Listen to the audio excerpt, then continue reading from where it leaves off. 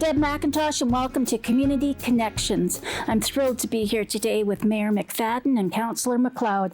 Welcome, ladies. Welcome. Thanks for having us. Yeah, this is exciting. I like having two people here to talk to. We can get maybe some little difference of opinion, maybe. We have many of those some days. Yeah, no rumbles, but let's just keep on track. Respectfully disagree. We're good with that. We're good with that, yeah. And you know what? That's a good thing. Yeah, a really good thing. So we have a number of topics to talk about today. And the one I'm going to bring up first is Castlegar Pride and the new crosswalk downtown. It looks fabulous. It is bright and beautiful and awesome and out there in all of its glory. What was the impetus of that? Why did it move? And what was behind all that? So we started talking probably about a year ago about replacing the one that was down on 3rd by West Department Store, and the conversation was around if the art gallery building and all of that destruction needs to happen down there, would it wreck what we had wanted to have put there? So that, I think, was the beginning of the conversations about where it would be better placed, at least in the interim. Whether it ever goes back there, who knows? But for right now, we thought that was a pretty central place to have it. Everybody drives by there, and a lot less chance that it's going to be destroyed in construction.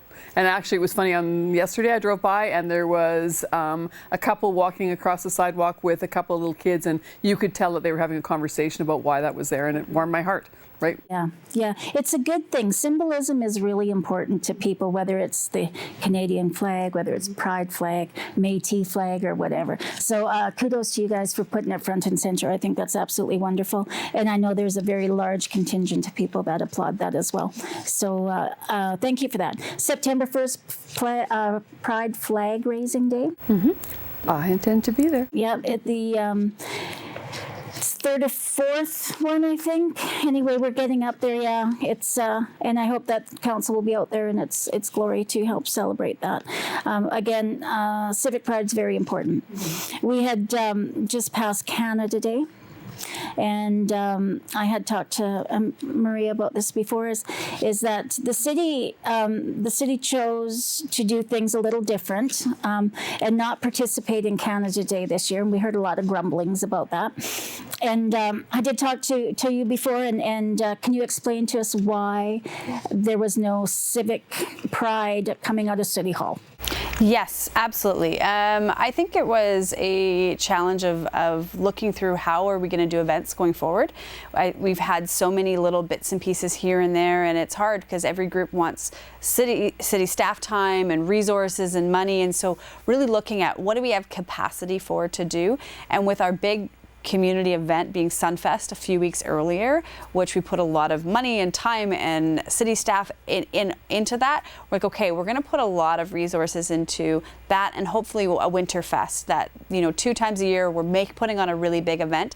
And I think we had talked about the long-term plan being that other community groups and other groups that really love different holidays or different events that they want, that maybe we can have small contributions towards those and we can help them do that. And us as councillors can still show up, but it being less taxing on our staffing when that's always a constraint of their time and stuff. So that was the conversation, I think, this year, and with just things going on to see where we're landing. And I don't know if we've completely landed somewhere. I think it's something that's in flux of what is that going to look like with that balance between resourcing with staff time and money, and events to make Castlegar somewhere that people want to be in great, and how do we partner with other groups that want to do things. So I would love to see personally that more partnership piece of how do we give you a bit of seed money to help you do that, and as council, as mayor, love to show up and hang out and help you, but maybe less taxing on some of our city staff and putting their resources towards some of the things that we all know need to happen, that become challenging for them to have enough hours in the day to do. How is that being put out to the community? Like, we didn't know the Heritage Grant wasn't being applied for. Yeah. So. Okay, so bit of a soapbox. We have an agenda that comes out every Friday afternoon, and that was a very specific conversation that we had, because I know that Bree last year applied for that grant and we got it. This year when it came up, the same thing. We had put it out to various groups. I believe the Rotary was one. I believe the Interact Kids were another, to say, do you want to take on an event like Canada Day? We can help you with the grant. We can help you, like Maria said, about the different things that the city can provide. But then when nobody takes that on, or nobody listens to the conversations or looks in the agenda to see what we're talking about, it's tough to then have people say that they don't know, right? We don't all just sit around and drink tea, right? There's lots of things that get discussed at meetings that if it's something that interests you, the agenda comes out Friday afternoon, the same time that we get it. If there's something on there you want to come talk to us about, please do. So speaking from experience, I think 10 people look at the agenda. and 7 of us have to be there and looking at it. Yeah, for sure.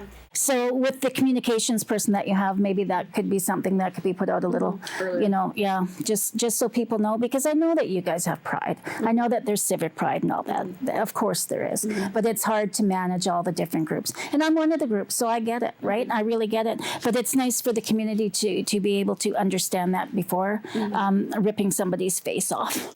Totally. Yes, and it has been a conversation. The events piece has been a conversation back to before this council even got, I think about a year and a half ago, we started that conversation over what are we doing for our events? What is that going to look like? And how do we manage that? And I think we need to pick that back up and figure out a plan so that it is clearly communicated, because I don't think we've totally landed somewhere yet. Yeah, it's hard. Yeah, I get it. And with Facebook now not allowing news on social media, I've noticed it.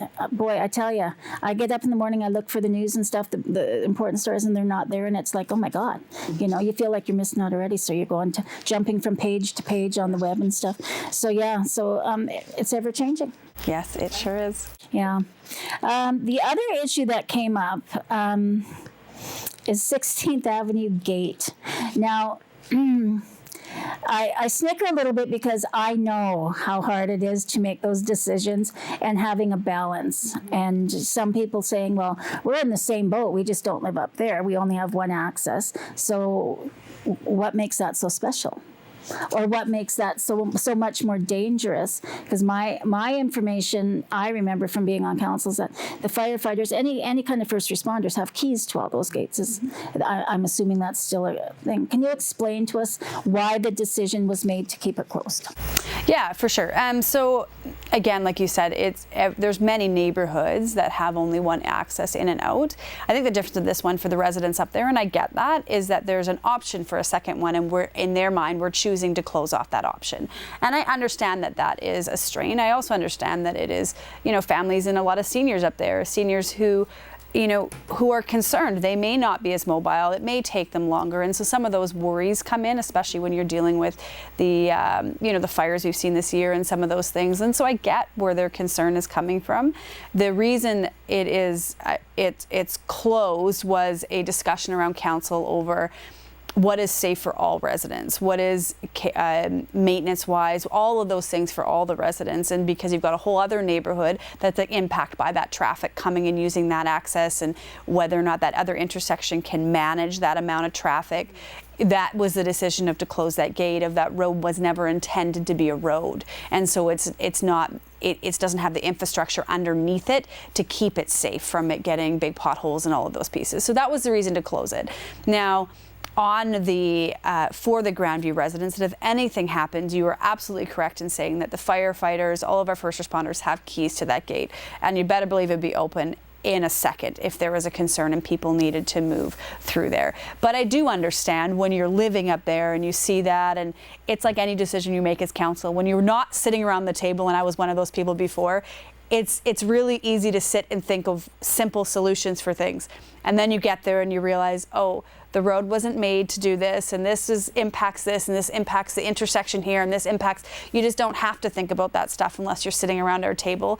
And I understand that, but we do have to. And so their decisions end up becoming more complicated than I think people think they need to be, but they actually are. And that's okay.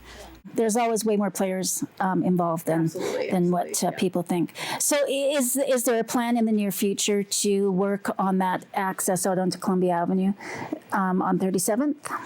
Well, no, when that subdivision was put forward, that was the Minister of Highway said that no, that intersection at 37th, and I've tried to get out of down there, like to come down from 37th and come down into Castlegar. It's a nightmare already, and I understand that. But until the Ministry of Highways decides that there's even enough traffic there now to do something different, we have no control over that. We don't get to say we want a light. We don't get to say any of that, right? totally Ministry of Highways. Right.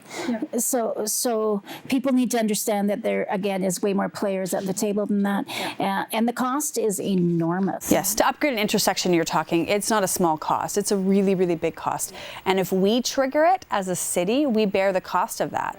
If the ministry triggers it, we don't bear the whole cost of it. And so it is this balancing act of these are individual taxpayer dollars. And when you're talking about, 1% increase in taxes is only $80,000. You can't do a lot with $80,000.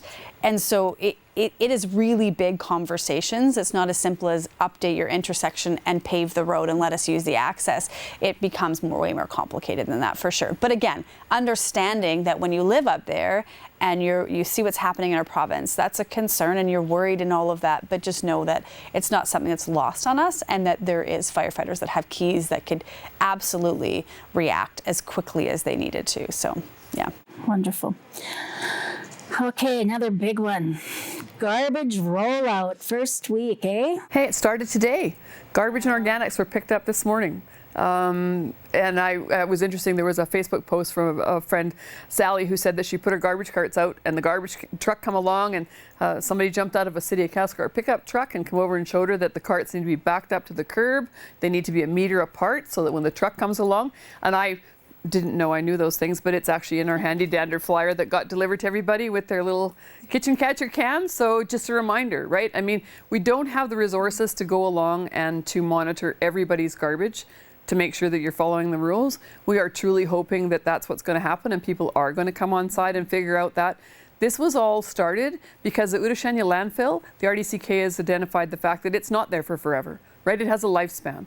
And the more that we can do now to take the organics out of there that produce methane gas, which is the climate change, all that stuff, there's a better way to do it. We've all been educated on what that was. And the driving force was the fact that that landfill can't last forever.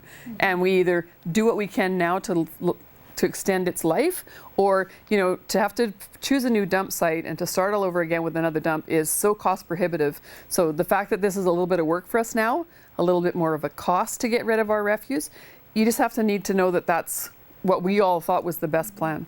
Right. Yeah, and finding another dump site is not going to be easy. Nobody's going to be putting up saying, "Hey, over here."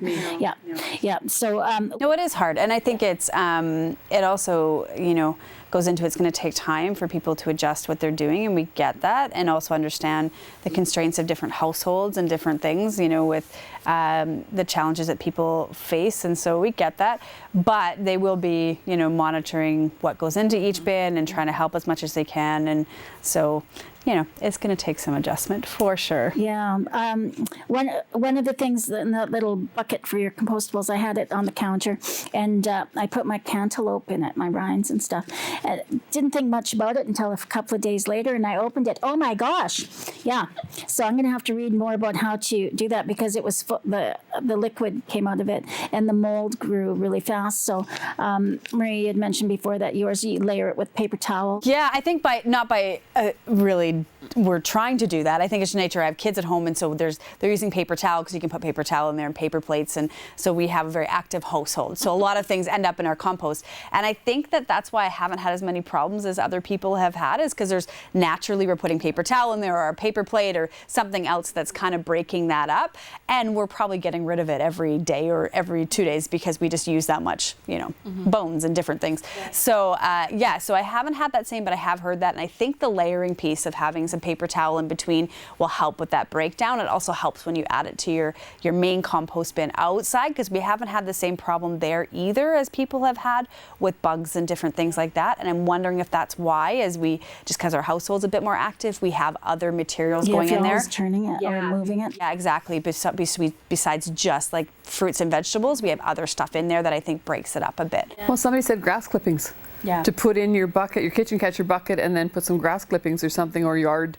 You're always taking things off my flowers. Fire that in there just so it's a different layer to aerate it, so it's not all your wet, soggy. Newspaper, I guess. Yeah, newspaper would work too. Yeah, that's what I put in mine. So I wonder if we all think of these ideas that work, we can put them out online so people can maybe share them with the city so that people can understand that. And I think some of them were in the packages that everyone got to. They talk about layering and talk about the grass clippings and stuff. I think if most people but who reads those? Like me, you skim through it and you just find the stuff you want. Nothing said, or nothing said to me mold growing out of the top and coming at you. Science experiment. Exactly. So the information is out there if we care to look for it. Yes, for sure, yes. Yeah, and the small bins for garbage. How do you think that's going to go? People are already posting pictures today of garbage overflowing. Now, some of it might be for effect, and we get that. But diapers is always the big discussion out there. I have a bunch of kids. Some are diapers. There's seniors with incontinence issues and stuff. So is there room to maneuver in this? Is there some wiggle room, or those discussions have not happened yet? You got to give this a try first. Kind of both. We've had the conversations about if you're a big enough family that you think that Mayor McFaddin was a big proponent for that with a bigger family, and thinking that, we should have left the 240-liter carts for the garbage, the stuff that couldn't go into recycling.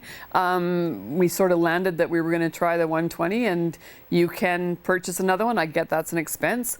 Or you gather it up and you go to the dump. I get that none of those are ideal things. I 100% agree that's, I'm lucky it's just me and Mur, and, we don't create a lot of garbage, right? And I compost at home, so my little bucket has just got the meat stuff in it and the things that I don't want in my garden compost. Some people don't have the ability to do that. I understand that. So I think this is going to be a very fluid conversation. I think as people figure out that their diapers and their incontinence supplies and all those things don't fit in there, we're going to have more conversations. Where we're going to land, I don't know. Yeah, I think the goal is to give it enough time to see and to really get the information. I mean, Councillor MacLeod said it. I was a big proponent around the table arguing and saying, okay, what about the people that are bigger, that have more families, that have diapers, that have things that this is not going to work for them? What are we going to do?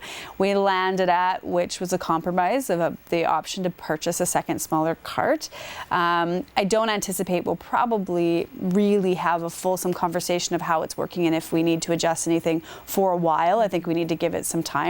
I will say, I was very reluctant to think of, even as my own family, we can do that. Now, I don't have kids at home with diapers.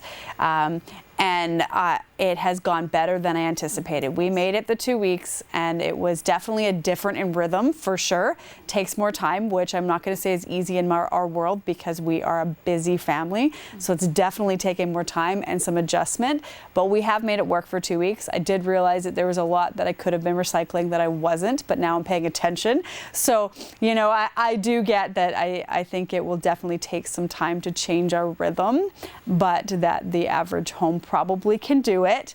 But I do still have concern over those people that don't have the money and can't afford and have some issues. And that I said that right from the beginning. But so hopefully I think it will be, like Councillor MacLeod said, a fluid conversation over what we're going to do over the next few years. So, well, it's an education piece. We went out boating actually before the smoke, and it was a young family, and everything they walk over to the garbage can with, they have a conversation. Does it really need to go in that garbage can? Can it go in recycling? Can it go in the crinkly paper bag, like the plastic bag you have to put all the crinkly, like the chip bags and all that stuff? Before, we never thought about that. It just all went in the garbage because we knew we had that really big container out on and even with 4 kids at home, we never used to fill that, right? But now it's a conversation, because in the back of your mind, you have half that size and 2 weeks to figure out that that's what you have.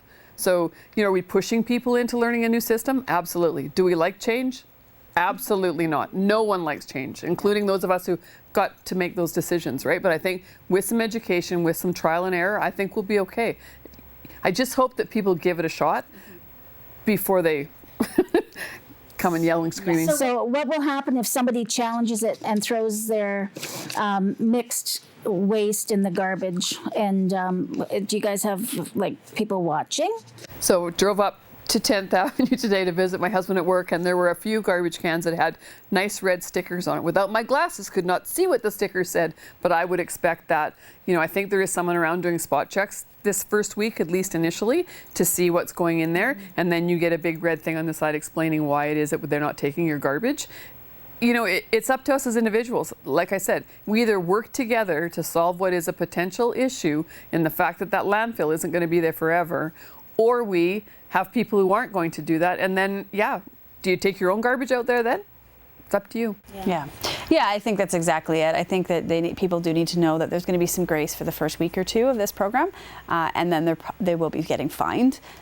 Between, I'm pretty sure, isn't that what our paperwork said? Yeah, that they will be because again, there's lots of components, and some people don't care about climate change, and I get that, but that's not the only reason why we're doing this. It's not forcing you into something just for that reason. It actually is going to save millions of dollars if we can adjust what we're doing now. So there's lots of reasons, and if you don't care about the world and the climate, then at least care about your pocketbook, and let's figure out how to do it for that reason. So we're all stewards of the world, right? So we all have to do our part. And the other thing we talked about, Deb, was the fact that some apartment buildings and stratas inside Castlegar do not have access to the program. So when I asked that question at our council meeting of Bree and Emily, actually, if you currently get garbage collection from the City of Castlegar, you are automatically part of this new system.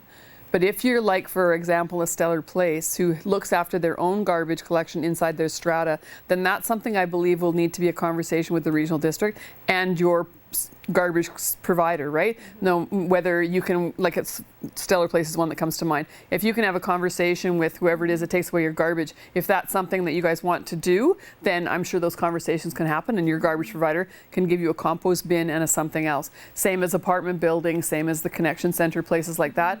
If the city doesn't provide you with garbage collection now, we don't have the ability to just take you into this program and provide you with all of the services. That's not how our relationship basically is set up. So I know it's interesting, and it was something I know that we had thought about before, but that's why.